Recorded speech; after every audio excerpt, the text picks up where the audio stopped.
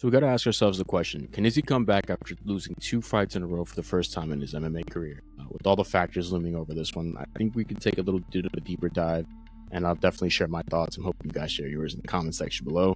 Let us know what you think. First off, let's talk about Izzy. He's coming off a 2 fight skid. He lost to DDP and Strickland. 2 fights he absolutely could have and should have won, in my opinion, and just didn't.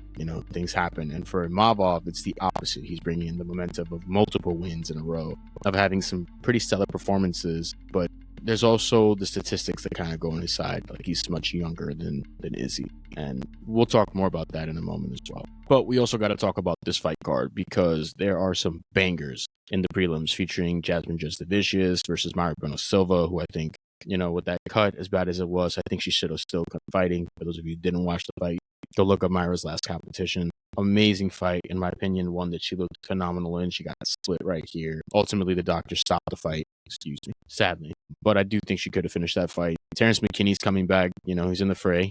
And this is just the prelims, by the way. This isn't even the main card yet. All right, so the main card includes Said Nurmagomedov. Yes, Habib's cousin, I think. Mike Davis, awesome fighter. Definitely a guy who's gotten better over the years. Sergey Pavlovich versus Biggie Boy Rosenstruck. That's going to be a knockout. I don't know who's going out. I want to say Sergey wins this one, to be determined. Shara Bullet versus MVP, which is potentially a fight of the night, in my opinion, and is the co-main of this event. Those of you who don't know Shara Bullet has one fucking eye, and he knocks motherfuckers out cold. He's a demon. MVP is one of the most entertaining fighters in MMA, period. You didn't watch him in his Bellator days, you missed out on a lot of great fights, but he's an awesome guy to watch fight. And of course, Izzy and Imavov at the top of the card. So with that, let's break down what's going on here. As far as Izzy's striking is the superior striking. You can't, all those fights in Glory of Heroes, in kickboxing, it just makes him a better striker overall. But he's a better striker in my opinion. He's a better striker in my opinion than most middleweights. And he's got a really high IQ. He doesn't always use it though. Sometimes he does stuff that I think, doesn't really benefit him, but I think he's trying to prove the point. And people have complained about, like, oh, he fights too safe, this, that, and the third. But, that's how you win fights. Winning the fight means more. And maybe with age, he'll start to play a different game. However, he's also over the age of decline. And for those of you who don't know, you can watch MMA on Points, piece on that. It was during the time when Volk fought Ilya Topuria, and they determined, based on statistics alone, that the rate of decline is usually 33. That means that anyone over the age of 33 usually has a lower win-loss ratio. And with that, Izzy's now 35, walking into this fight off a 2-fight skid. So his likelihood of success in this fight is down to 35.8%. Potentially like 3 or 4 points lower than that. But that's neither here nor there. I'm just going to have to take the L, right?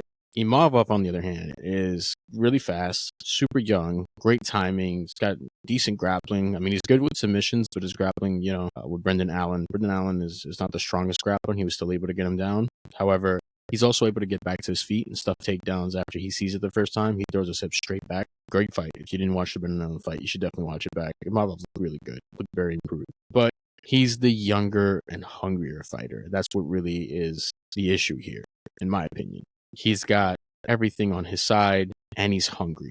And, that the reason why is that Izzy doesn't have what most people have. So in MMA, you have a fight pay, and then you get your win pay. Basically, you get a certain amount to show up and fight. You make weight, you show up, you get in the cage, they sign your check for that amount. If you win the fight, then you get the other half of your paycheck, technically. If you lose, you get paid nothing else. You went in there for 15, 25 minutes, and you didn't get paid for the time. You got paid just to show up. So the fight win contract is typically how fighters get paid. So let's say you go to fight in your local promotion, you get $1,500 to show up, and you get $1,500 if you win. You lose that night, you only take home $1,500, and your opponent takes home whatever he made from the fight. So Izzy doesn't have that anymore. His contract with the UFC, he gets paid when he shows up. He makes weight, he walks into that cage, they pay him the same. So he's not quite as hungry. The hungrier line out of the two of them is absolutely Imavov. And Imavov has other strengths, according to some online research that I was able to do. And yeah, I Googled it because Google's my shit. But I went pretty deep on this one. He has a boxing pedigree, but it's suspect because the details are kind of blurry. It doesn't say what his actual record is. It doesn't say like how long he was boxing for. So it's a little dicey in my opinion, but he is under Ferdinand Lopez with Cyril Gane and a few other up-and-coming fighters. So a lot of the momentum is certainly on the sniper side, and it doesn't really help that Izzy's fighting in Saudi. Those of you who aren't aware, Imavov is, I believe, Palestinian, is a practicing Muslim, if I'm not mistaken, even though he represents France, his home now. But he definitely has really strong ties to his roots. So the judges will more than likely sway towards Imavov over Adesanya. So that doesn't help Izzy at all. He has to go for a finish or he's screwed. That being said, my prediction for this fight remains the same, and I think Izzy wins, and here's why.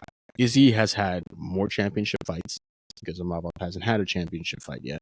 The fight against DDP was really close. It wasn't like a blowout. No one was overtaking anyone else, because if that was the case, then fucking DDP would have destroyed Adesanya in the first round. And in the first round, he was struggling. And again, it wasn't a shutout on either side. It's like if you told me, oh, I think DDP won more rounds or won more of the fight than Izzy, I could see that as a valid argument.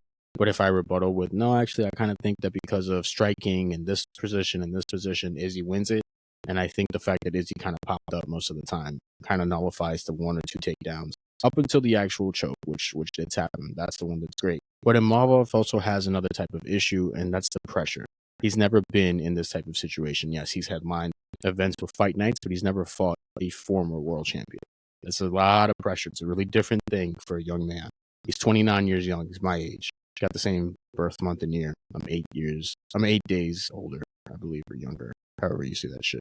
But my math is not mathing right now. Excuse me. But the thing is that if you look at the caliber of fighters Imavov has fought, contrary to the guys that Izzy fought, I would say Izzy had the stronger deck. He's had the stronger opponents. He's got the stronger experience because he fought Romero when nobody else wanted to. And yes, that fight was super boring, by the way. Did not enjoy that fucking fight. But there were a lot of guys in the middleweight division that wouldn't fight Romero. And I still maintain that Romero is a lot tougher than 2/3 of the current middleweight roster. That's just my opinion. The middleweight roster in the UFC is not as strong. Not anymore. Not since Pereira went up to light heavyweight, and the only guys really there are the guys that are either the really young lions like Imavov, like Boers. I don't think Bohachinia comes back again. Izzy fought Bohachinia when he was actually erasing motherfuckers off the face of the planet. Bohachinia is Paulo Costa, for those of you who haven't really caught up to the game just yet. So really, it's Chimaev and Imavov. Everyone else at middleweight is kind of just there to be there. I don't feel like there's really a lot of guys that are that dangerous. At least not contrary to what the division looked like in the past. And then remember that he fought Bobby Knuckles twice. Great fights. Robert Whitaker is a demon. Dude is really on demon time. He's an absolutely great fighter. Don't let the Chimaev loss, make you think otherwise. That's a guy that most of that division is going to dread fighting. He's the only man to KO Alex Pereira, and that shit is aging nicely, considering that in 15 MMA fights now, Alex Pereira has defended the light heavyweight title, won the middleweight title, won the light heavyweight title, and is fucking destroying those guys up at light heavyweight. So that being said, this is a goddamn hot take in my opinion. I predict that Imavov is going to get the same treatment as BSD. And yes, I don't think he's going to dog walk him, but I think just like BSD, he's going to get a little overzealous. The moment's going to be a bit too much for him. And just like what Poirier did to BSD, I see Izzy doing the same thing. I see Israel Adesanya schooling the young Frenchman, teaching him that there are levels to this game, and understanding that even though he's on a 2-fight skid, he's still one of the most dangerous men in the world. And at 35, I still think he can maintain a really, really strong calendar for the next 2, maybe 3 years of his career, retire on top. But, that's my opinion. And if you disagree, feel free to leave your predictions in the comment section. Let's see who's brave enough to see how it ages on Saturday. And we'll see then. Aside from that, make sure to hit that like and smash the subscribe button, or Izzy's Crocodile Dragon tattoo will haunt you in your dreams forever. I'm just kidding. I'm trying to see how that sign off goes. But if you leave your comments in the comment section, just let us know what you think about this fight card. I think this is a strong fight card, but what do you think about the Adesanya versus Imavov fight? Do you think Izzy can finally come back? Hell, do you even think he could go for another title run? I don't know about that one. That's a little harder with Chimaev looming up there and Duplessis being very dangerous and Strickland still being that hungry contender that he is. I'm at a 50-50. I think he can, but I don't know that he will. It's kind of one of those things. But as always, thank you for your time and thank you for your curiosity. Keep your peace.